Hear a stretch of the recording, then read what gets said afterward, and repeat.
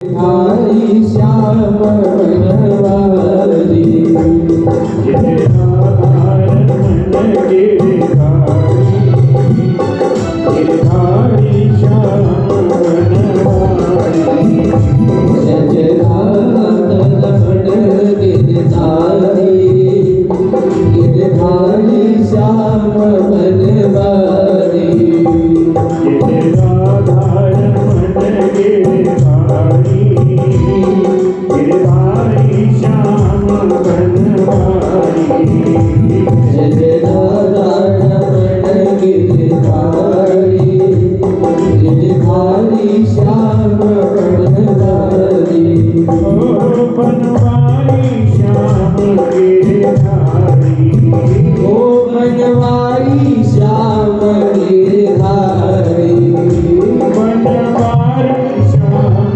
गिरधारी बनवारी श्याम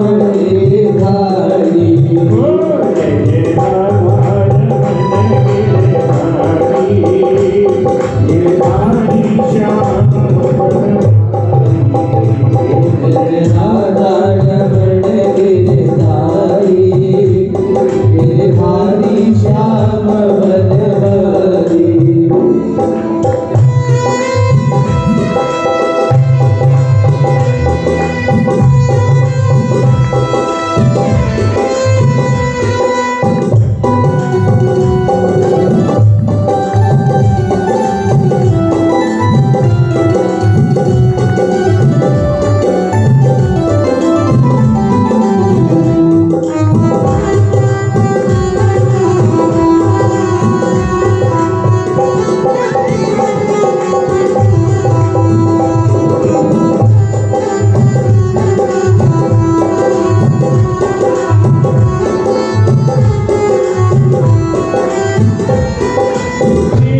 निर्बल को बलवान बनाते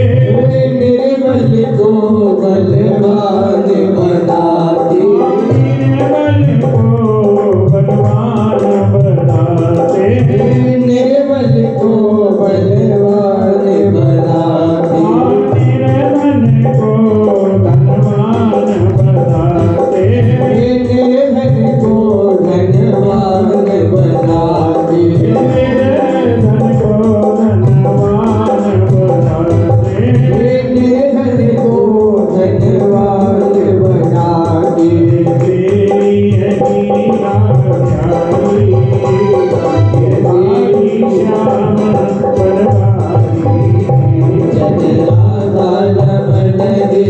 गिरधारी गिरधारी श्याम बनवारी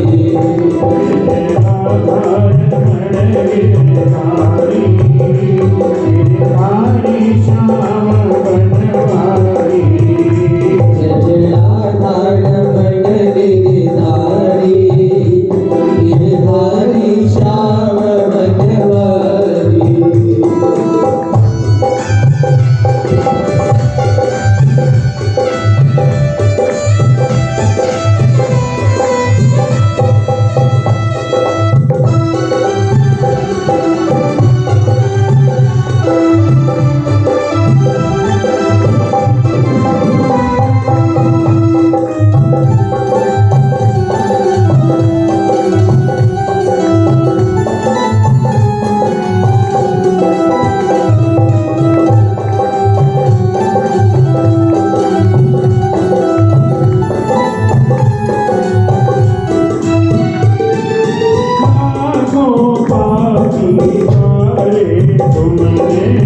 लाखों पापी खारे तुमने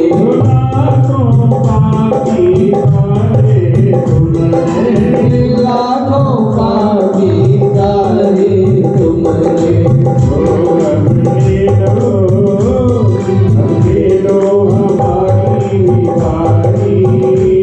गिरधारी श्याम बनवारी गिरधारी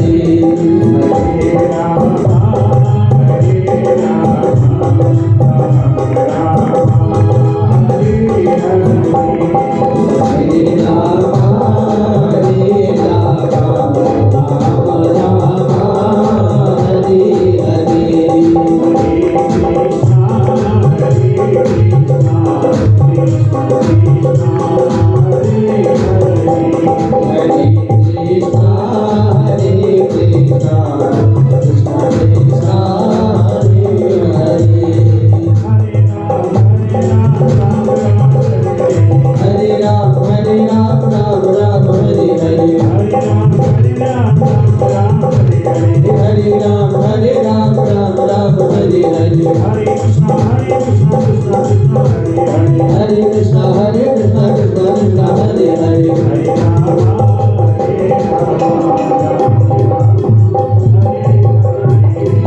राम हरे हरे राम राम राम हरे हरे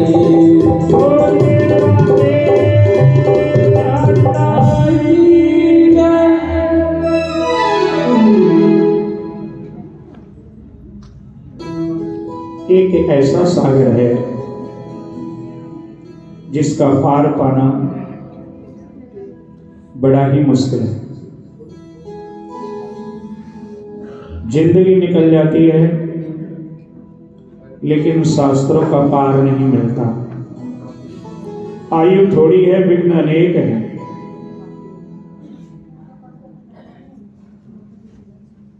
श्रीमद् भागवत महापुराण का पावन प्रसंग कल श्रवण कर रहे थे, जिसमें मनु और शत्रुपा के प्रकट का हमने प्रसंग सुनाया। इस प्रकार ब्रह्मा जी के एक तरफ से मनु और एक तरफ से शत्रुपा। मनु शत्रुपा का प्रादुर्भाव हुआ। ब्रह्मा जी ने उनको सृष्टि के सृजन करने का उनको दायित्व दिया। मनु महाराज की 3 पुत्रियां हुई, आकुति, देवहूति और प्रसूति। आकुति का विवाह रुचि प्रजापति के साथ में कर दिया। मजली कन्या देवहूति का विवाह कर्दम प्रजापति के साथ कर दिया और प्रसूति का विवाह दक्ष प्रजापति के साथ में किया। इस प्रकार से सृष्टि का सृजन आगे को बढ़ने लगा।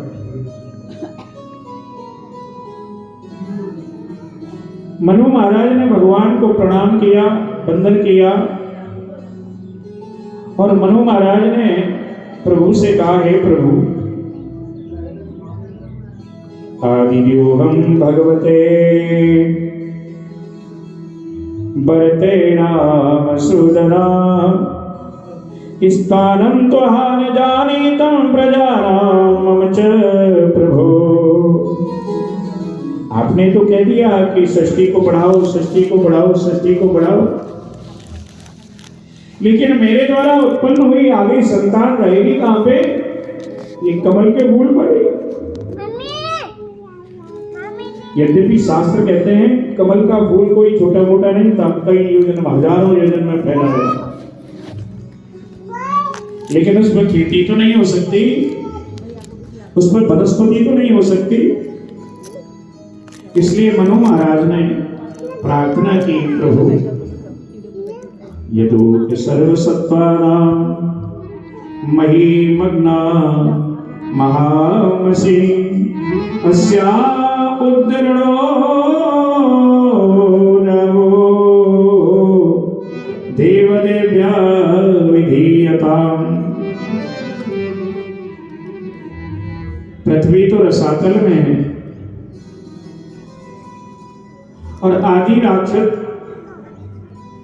हिरण्याक्ष द्वारा वो सुरक्षित है। उसने उस पर कब्जा कर रखा है। प्रभु, जब तक भूमि नहीं तब तक सृष्टि का सृजन कैसे होगा? इसलिए हे दयालु, आप पृथ्वी ला करके दीजिए, मैं प्रजा बढ़ाऊंगा। भगवान ने कहा ठीक है। प्रभु ने सूकर रूप धारण किया, विष्ठा का कोट तोड़ा और पृथ्वी को अपने नथुनों पर लेकर के चले आ रहे हैं। रास्ते में मिल जाता है आदि राक्षस हिरण्याक्ष। हिरण्याक्ष से भगवान का युद्ध होता है और परमात्मा उसका वध करके पृथ्वी को उबार करके दे देते हैं। महाराज परीक्षित ने प्रश्न किया है, प्रभु अभी थोड़ी सी षष्ठी पड़ी थी तो ये आदि दैत्य राक्षस कहां से आ गया? इसके बारे में कृपा करके हमें बताइए।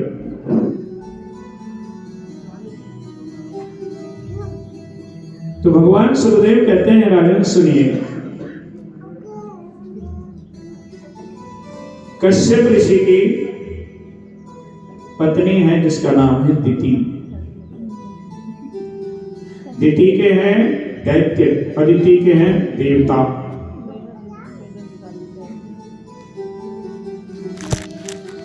तो दिति के देवता दैत्य और अदिति के देवता,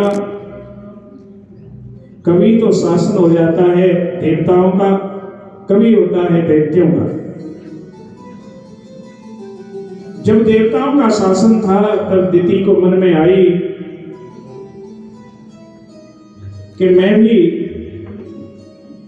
एक संतति उत्पन्न करके देवताओं से खोया हुआ राज और पुनः दिलाऊं अपने पुत्रों के लिए। तो उन्होंने उस समय में ही रतिदान चाहा अपने पति कश्यप ऋषि से और कहा, महाराज ये कामदेव मुझे बड़ा दहन कर रहा है, मुझे आपकी बहुत जरूरत है, मुझे किसी समय रतिदान दीजिए। भगवान कश्यप ने बड़ा मना किया, देवी ये रति का समय नहीं है, ये संध्या वंदन का समय है। इस संध्या वंदन के समय में भगवान भोलेनाथ बैल पर सवार होकर के संसान चक्रानिल धूरि धुम्नि चिकीर्ण विद्युत जटा कलाप भस्मावगोष्ठारुक्मं देहो देवस्त्रिभि पश्यति देवरस्ते। बोले भगवान बैल पर सवार होकर के इस समय सब दुनिया को देखते हैं, निरीक्षण करते हैं।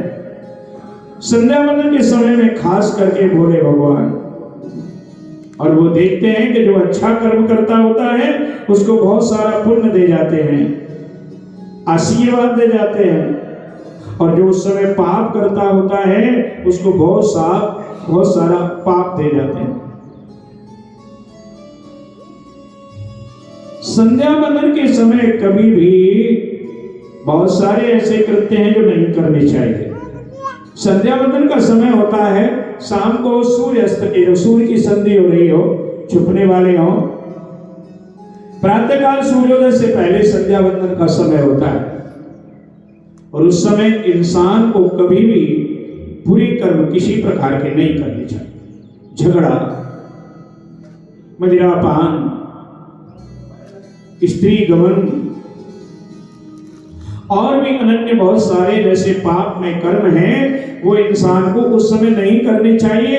लेकिन दिति नहीं मानी, दिति जबरदस्ती करने लगी, अंगवस्त्र पकड़ लिया। महाराज कश्यप ने परमात्मा को प्रणाम किया, प्रभु तेरी ऐसी इच्छा है तो मैं क्या करूं। दिति को काम दान दिया, दिति ने गर्भ धारण कर लिया। लेकिन भगवान कश्यप कहने लगे, देवी तूने कुछ समय में गर्भ धारण किया है, तेरे गर्भ से 2 महान राक्षस उत्पन्न हो गए। दिति घबराने लगी और कहने लगी, प्रभु कहीं भोले भगवान मेरे गर्भ को तो नष्ट नहीं कर देंगे? अरे वो तो मेरे बहनों ही हैं, क्योंकि दक्ष की ही पुत्री है दिति और दक्ष की पुत्री है मैया सती। नमो रुद्राय महते देवो युग्राय मीनुषे शिवाय नस्त्रद्राय स्तुतदंडाय मन्यसे। हे भोले भगवान, मैं तुम्हें प्रणाम करती हूँ। मेरा गर्भ जो है आप छिन्न मत करना, नष्ट मत करना।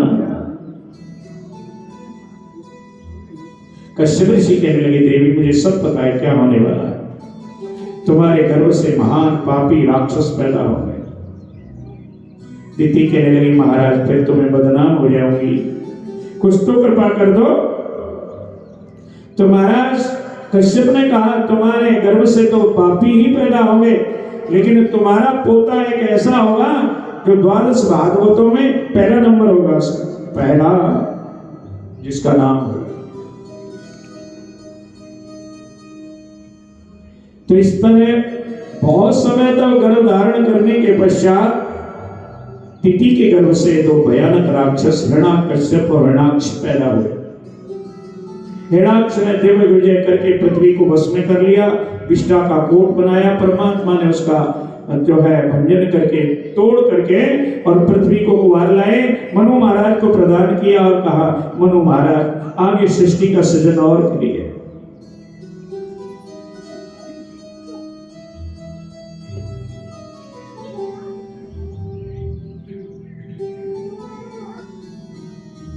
महाराज परीक्षित प्रश्न करते हैं, प्रभु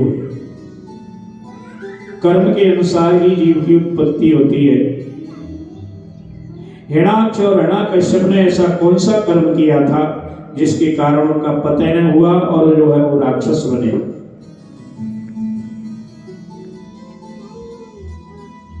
तो सुखदेव जी महाराज कह रहे हैं, राजा परीक्षित, ये पूर्व काल में पहले जन्म में भगवान के पार्षद थे।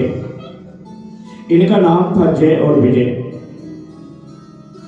ये जय विजय भगवान के द्वारपाल थे, द्वार पर खड़े रहते थे।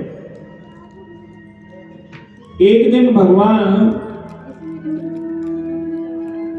सनत, सनंदन, सनातन और सनत कुमार चारों ऋषि जो हमेशा बालक के रूप में रहते हैं, देखत बालक बहु कालीना, हमेशा, जिनकी पहले कथा में कह चुका हूं, ब्रह्मा जी के साथ दिया, पुत्रो तुम जाओ, बचकानी बात करते हैं इसलिए तुम बच्चे ही रह जाओ। तो ये 5 वर्ष के रहते, मिलने के लिए परमात्मा से, भगवान नारायण से, भगवान विष्णु से वैकुंठ में आए। और वैकुंठ में द्वारपाल हैं जय विजय। उन्होंने देखा नंगे धड़ंगे 4 बच्चे चले आए, भगवान को डिस्टर्ब करेंगे, इसलिए पैंत लगा करके, बांस लगा करके, लाठी लगा करके रोक दिया।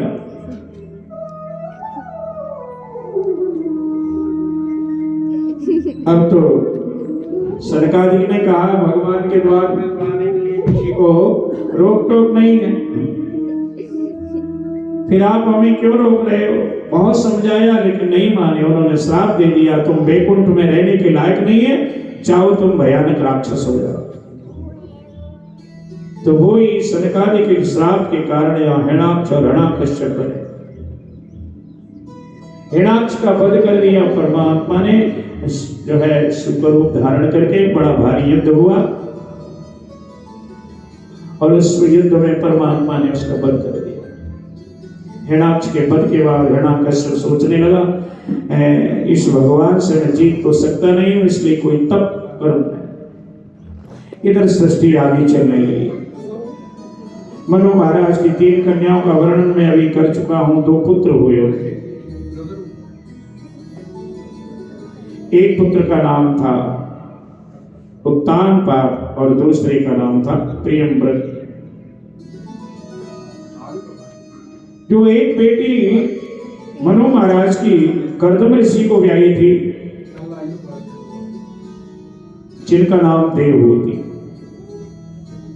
कर्दम ऋषि के साथ में जब विवाह हुआ तो आपस में ये बात हुई कि जब तुम्हारे संतान हो जाएंगे तो मैं ग्रस्त छोड़ करके और परमात्मा के भजन के लिए चला जाऊंगा। देवहूति मनुपुत्री ने स्वीकार कर लिया, महाराज ठीक है, जैसी आपकी इच्छा। समय आया, उनके पुत्रियां पैदा हुई और पुत्रियां भी 1 नहीं 2 नहीं 9 कन्याएं पैदा हुई। जब 9 कन्या पैदा हुई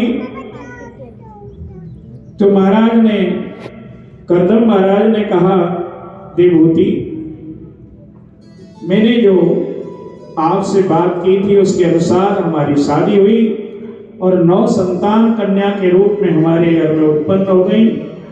अब मुझे आज्ञा दीजिए कि मैं तप करने के लिए जाऊं। देवहूति मुस्कुराती हुई, सर झुकाती हुई करदम महाराज से कहने लगी, महाराज आप तो चले जाओगे, लेकिन इनका ब्याह कौन करेगा? या तो इनका ब्याह कर जाओ या फिर इनका विवाह करने वाला हमको दे जाओ। तब करदम ऋषि को याद आया, मैंने भगवान का जब आराधना की थी तो परमात्मा ने मुझे आशीर्वाद दिया था कि मैं तुम्हारे घर में पुत्र के रूप में आऊंगा। हमें तो याद ही नहीं रहा कि हमारे घर में भगवान भी आने वाले हैं।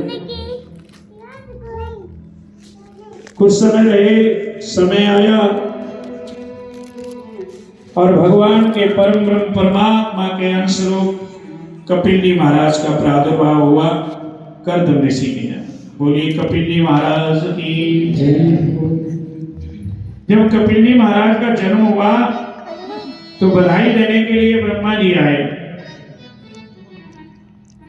और साथ में अपने 9 पुत्रों को भी ले आए। जब 9 पुत्रों को साथ में लेकर के आए तो महाराज करदम जी ने कहा ब्रह्मा जी से, देखो महाराज, तुम्हारे 9 बेटे हैं और मेरे 9 बेटियां हैं। तुम्हारे 9 बेटे भी पवित्र हैं तो मेरी 9 बेटियां भी पवित्र हैं, इसलिए आप इनका विवाह कर लीजिए। तो कला का विवाह मरीचि के साथ में कर दिया। अनुसैया का विवाह अत्रि महाराज के यहाँ कर दिया, जिनके आगे चल के कथा सुनाएंगे। भगवान ब्रह्मा विष्णु महेश तीनों देवता प्रकट हुए जिनके पुत्र के रूप में। श्रद्धा का विवाह अंगिरा ऋषि के साथ में कर दिया। हवीरभू का विवाह पुलस्त्य ऋषि के साथ में कर दिया, जो रावण के दादाजी थे। पुलह का विवाह गति के साथ, क्रतु का सब विवाह क्रिया के साथ, प्रभु महाराज के साथ में ख्याति का विवाह कर दिया और वशिष्ठ के साथ अरुंधति मैया का विवाह, अथर्वा के साथ शांति का विवाह कर दिया। इस प्रकार 9 कन्याएं महाराज करदम की विवाही गई।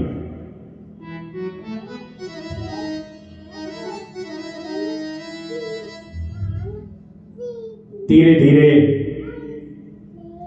एक दिन पलना में सो रहे हैं महाराज कपिल जी, और सोते हुए पलना में करदम ऋषि जाकर के उनके चरणों में प्रणाम करते हैं। प्रणाम करके कहते हैं, भगवान तुम मेरे घर आए और मैं तुम्हें खोजने के लिए वन में जा रहा हूं, जंगल में जा रहा हूं। मैं इसलिए जा रहा हूं कि प्रभु आप में मेरा वात्सल्य प्रेम होकर के कहीं मोह न लग जाए, कहीं ममता न लग जाए, कहीं माया न लग जाए, इसलिए मुझे माफ करना भगवान। तुम मेरे घर में बच्चा बन के आए, मैं आपका वात्सल्य सुख नहीं भोग सकता, क्योंकि मुझे डर है कि कहीं ऐसा ना हो कि हम ममता में फंस जाएं और परमात्मा को भूल जाएं। इसलिए कपिल जी को प्रणाम करके बार बार परिक्रमा करके और कर्मदंड से तप करने के लिए जंगल में चले गए। आश्रम में रह गए मैया देवहूति और कपिल जी महाराज।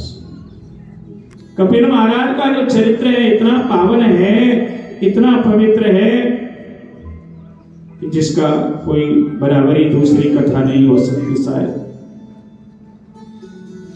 एक दिन मैया देवहूति ने कपिल जी महाराज को ऊंची चौकी पर बिठाया, मस्तक पर तिलक लगाया, फूल की माला पहनाई और माला पहना करके प्रार्थना करती हैं, तम तम नताहं शरणं शरण्यं स्वभूत संसार रघो कुठारं जिज्ञासयायं प्रकृते पुरस्य नमामि सद्धर्मविदो वरिष्ठम। ये समस्त धर्मों के ज्ञाता परमेश्वर परमात्मा, मैं अपने सारे अज्ञान आपके सामने रखती हूँ। मेरे अज्ञानों का नाश करो और ज्ञान का प्रकाश करो। कपिल जी कहने लगे, माँ मैं तो तुम्हारा पुत्र हूँ, मैं तुम्हारा बेटा हूँ, ये आप क्या कर रही हैं? भैया देवती कहती है मेरे को सब पता है, पति देव कर्दम प्रजापति कभी झूठ नहीं बोल सकते, उन्होंने सब कुछ मुझे बता दिया कि तेरे घर में परमात्मा आ गया, अब मेरी तुझे जरूरत नहीं है, मैं इन्हें खोजने के लिए बन जाता हूं और आप यहीं इनके द्वारा कल्याण को प्राप्त हो जाओ।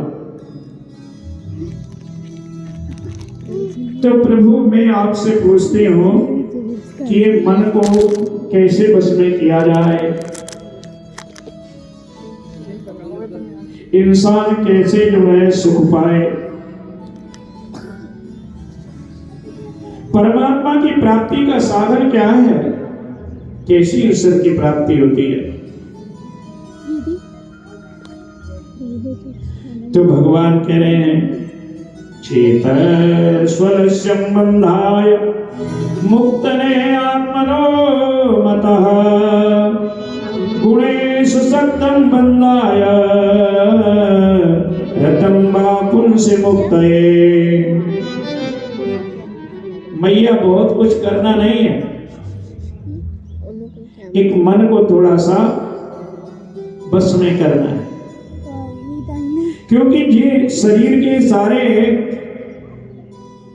कार्यक्रम को बिगाड़ता है तो मन ही बिगाड़ता है। मन शुद्ध है तो सब कुछ शुद्ध है मैया। मन के हारे हार है और मन के जीते जीत, ये मन ही मिलावत राम को, तो मन ही करत फजी। मन जीत लिया है तो मैया संसार जीत लिया है। दुनिया को जीतने चलते हैं, मन को जीत नहीं पाते, तो ऐसी विजय से क्या फायदा, क्या लाभ है। अगर जीतना है तो मन को जीतिए, क्योंकि इंद्रियों का अधिष्ठाता मन है। शब्द स्पर्श रूप रसगंध 5 इंद्रियों का अधिष्ठाता मन ही तो है। ये मन के कारण ही तो इंद्रियां विचलित होती हैं, हमें पापों में प्रवृत्त कराती हैं, हमें पापों में लेके जाती हैं। इसलिए मैया सबसे बड़ा साधन है कि मन अहम भाव को दूर करना। ज्ञान वैराग्य युक्तेन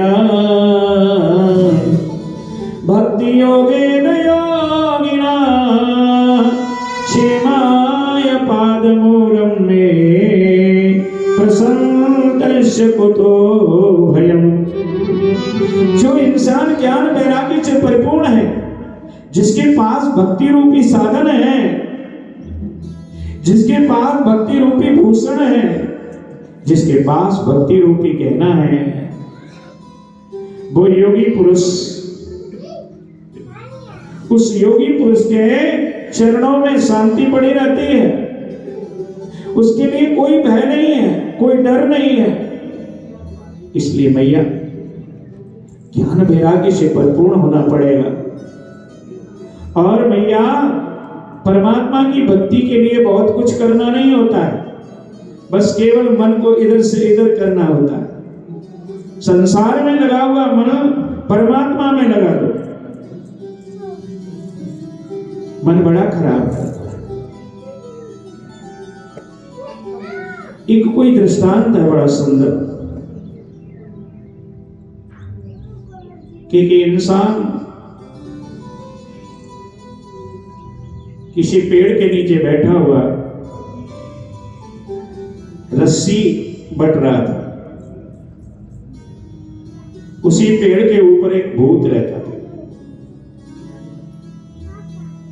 भूत ने पूछा ये किसको बांधेगा? कहेगा तेरे को बांधूंगा। अरे भाई मेरा बंधन ना कर, मेरे को काम बताते, मैं तेरा काम कर दिया करूंगा। उसने कहा ठीक है। अब वो काम बताता है, ये काम कर, वो फट से कर देता है, मिनटों में कर देता है। ये काम कर, वही कर देता है। उसने ये शर्त रखी थी कि जिस दिन तू काम नहीं बताएगा उसी दिन मैं तेरे को मार डालूंगा। अब वो काम बताए और वो छाती पे करके आके चढ़ जाए, कहने लगे और काम बता, और काम बता, और काम बता, और काम बता। आदमी बड़ा परेशान हो गए। दिन रात ये तो काम बता, काम बता, काम बता, छाती पे ही चढ़ा रहता है। न सोने देता है, न खाने देता है, न पहनने देता है, न जीने देता है। क्या करूं इसका? बड़ा परेशान। कोई संत चले आए। संतों के पास बड़ी युक्ति होती है। संतों ने पूछा क्यों परेशान है? इतनी उन्नति तेरी हो रही है फिर भी परेशान है? कि प्रभु बात यह है कि मैंने एक भूत से संपर्क जोड़ लिया है। वो भूत नित्य प्रति मेरे से काम मांगता है, मैं काम देता हूं, देते देते परेशान हो गया, काम कोई है नहीं, बड़ा बीमार हो। दिन रात मेरी छाती पे चढ़ा रहता है और कहता है काम नहीं बताएगा तो तुझे मार डालूंगा। बड़ा परेशान हो। संतों ने कहा बस यही बात है कि हाँ कि मुझे उसको बता गया, तेरे को काम महाराज जी बताएंगे। भूत आया, काम बता। भूत से कहा भैया अब ये महाराज जी बताएंगे। महाराज जी ने कहा ऐसा कर, 50 हाथ का बांस लेके आ। वो फट से 50 हाथ का बांस ले आए। महाराज जी कहने लगे गाड़ दे। गाड़ दी। कहने लगा उतरता रहे और चढ़ता रहे, उतरता रहे और चढ़ता रहे, उतरता रहे और चढ़ता रहे। जब काम होगा तो बुला लेंगे, आ जा ये काम कर। ऐसे ही हमारा मन है, निठल्ला नहीं रहता, हर वेले कुछ न कुछ सोचता रहता है। और कोई अच्छा काम नहीं होगा हमारे पास तो बुरा सोचेगा। इसलिए इसको लगाए रखो। माला ले लो, भजन में लगाए रखो। गीता ले लो, गीता में लगाए रखो। इसको जहां लगाओगे वहीं लग जाएगा। विषयों में लगाओगे तो विषयों में लग जाएगा। संसार में लगाओगे संसार में लग जाएगा। भगवान के भजन में लगाओगे तो तुम्हारा भी कल्याण और मन का भी कल्याण, दोनों का ही कल्याण। मैया को समझा रहे, मैया देह गेह की आसक्ति जीव को छोड़ देनी चाहिए, क्योंकि एक दिन ऐसा आएगा कि संसार हमें छोड़ देगा। संसार में कोई आज तक सदा के लिए नहीं रहा। कर्मों के अनुसार जीव की गति होती है मैया। अच्छे कर्म करता है जीव, अच्छी गति होती है। बुरे कर्म करता है, बुरी गति होती है। बुरे कर्म करने वाला नरक में जाता है, अच्छी कर्म करने वाला स्वर्ग में जाता है। नरकों का विवेचन किया बड़ा सुंदर। इन नरकों में जीव गिरता है। अष्टांग योग की साधना बताई, जीव की गति बताई, गर्भ की गति बताई। पापी जीव जो माता के गर्भ में आता है तो कललम एक रात्रिण पंचरात्रेण बुलबुलम, एक रात्रि में कण के समान, 5 रात्रि में बुलबुले के समान फिर अंडाकार हो जाता है। 1 महीने में सर बनता है, फिर उसके सारे शरीर के अंग बनते हैं, जीव जन्म लेता है।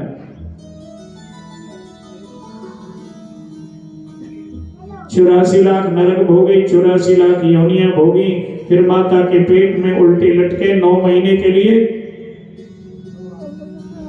4थे महीने तक जीव को कोई ज्ञान नहीं होता है। जब 5वां महीना लगता है तो उसको सुख दुख की अनुभूति होती है कि मैं दुख पा रहा हूं, क्योंकि जठराग्नि से जलता है। एक तरफ मल का कूत्र एक कूप है, एक तरफ मूत्र का कूप है, और दोनों से कीड़े उसको नोच नोच के खाते हैं। बड़ा दुखी होता है। ऊपर को टांग है और नीचे को खोपड़ी है, उल्टा लटका हुआ है, ऊपर से जेल लिपटा हुआ है। इस अवस्था में जीव की बड़ी विहंगम गति होती है और फिर दुख में दो ही याद आते हैं, या तो माँ याद आती है या भगवान याद आते हैं। तो भगवान को याद करता है और प्रार्थना करता है, श्रीपतिम जगदाधार सुवक्षकारकं व्रजामि शरणं विष्णो शरणागत वत्सलः। हे लक्ष्मी के पति, जगत के आधार भगवान, मैं तेरी शरण में हूँ, मैं तेरी शरण में हूँ, मैं तेरी शरण में हूँ, मैं तेरी शरण में हूँ, मुझे बचा लो। देखो अंधकूप में पड़ा हुआ हूं मैं, ऊपर को मेरी टांग कर दी है, नीचे को खोपड़ी कर दी है, जठराग्नि से जल रहा हूं, कीड़े काट काट के नोच नोच के खा रहे हैं। कदा निर्यागते वही, मुझे बाहर कब निकालोगे इस महान अंधकूप से प्रभु, मुझे बाहर निकालिए। हे मेरे भगवान, मेरे जन्म जन्म की याद आ रही है मुझे, उस जन्म में ऐसे आया, उस जन्म में ऐसे आया, जन्म जन्मांतर की याद आती है।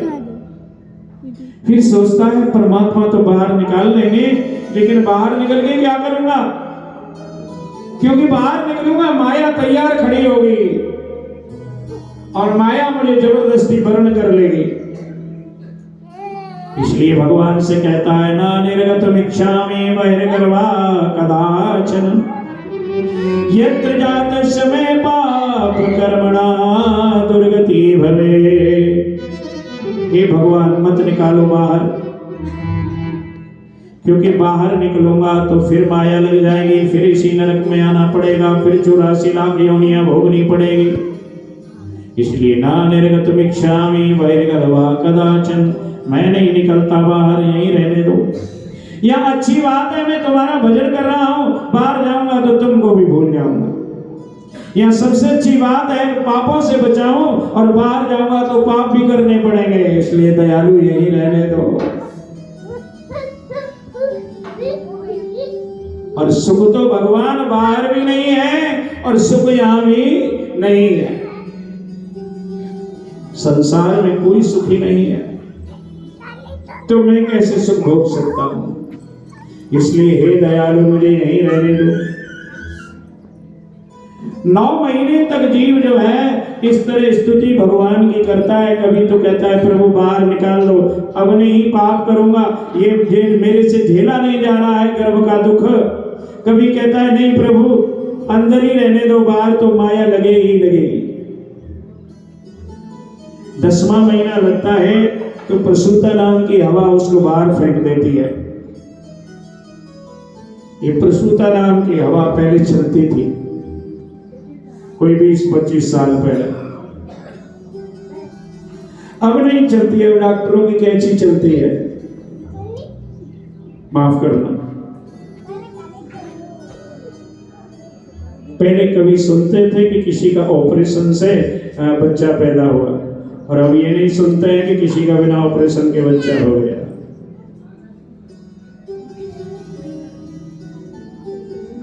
उसके नाड़ हुआ, गले में अटक गया है, सांसें धड़कन कम हो गई हैं, बहुत सारी बातें कह के और ऑपरेशन ही करना पड़ा। सूतागार का तो नाम ही खत्म हो गया। जिस कमरे में बच्चा पैदा होता था उसको सूतागार कहते थे, वो नाम ही खत्म हो गया। हॉस्पिटल में ही बच्चे पैदा हो रहे हैं, ऑपरेशन से हो रहे हैं। तो जैसे ही बच्चा धरती पे आता है, चाहे वो इंग्लैंड में पैदा हो, अमेरिका में पैदा हो, रसिया में पैदा हो, चाइना में पैदा हो, भारत के किसी भाषावादी स्थान में पैदा हो, बच्चा जन्म लेते ही संस्कृत बोलता है। वाह वाह वाह ऐसे करता है, वाह वाह वाह करके रोता है। और रोता नहीं है तो डॉक्टर रुलाते हैं उसको, थाप मार करके, थप्पड़ मार करके रुलाते हैं। तो वहां शब्द का मतलब है कहां, तू कहां है, वहां तू कहां है।